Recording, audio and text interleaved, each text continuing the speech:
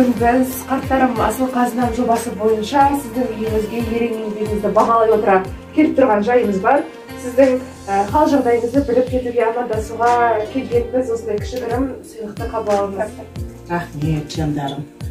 Асқар тауым ақыл ойын құлама, аспандай мәңгі жаса құлама. Ер жетсем де еркелігім қалмайды, көз алдында сен тұрғанда ұланы. Өн бойын тұнған ақыл ұлағат, ешкімге жасамайтын қиянат. Жаратқан ақыл менен түзейсің, болып басағына алмай тастаған.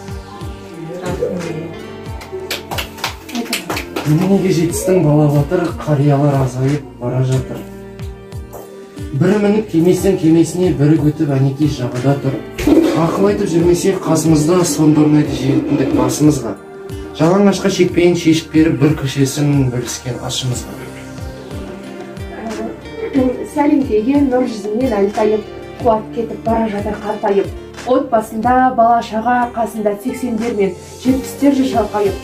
Көңіл жетім болмаған соң сығары, жылтаңдаған жанары қайта-қайта қарақын тұрады. Менің балапандарым, ботақандарым келіп мені халімді сұрап, жағдайымды біліп, көңілімді көтеріп жатқандарыңа мыңда бір рахмет. Сендерге оқуларыңа табыс тілеймін. Ата-аналарыңның мақтанышы ғана болмай, халықтың мақтанышы болыңдар. Өмірлерің ұзақ болсын. Бастап келген мына жас мұғалімдеріне, мінекей ізбасарларыңызға рахмет.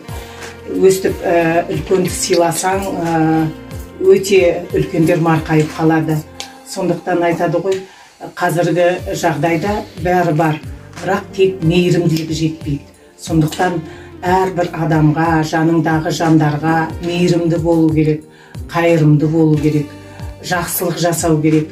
Сонда жақсылықтың барлығы өз алдыңнан шығады.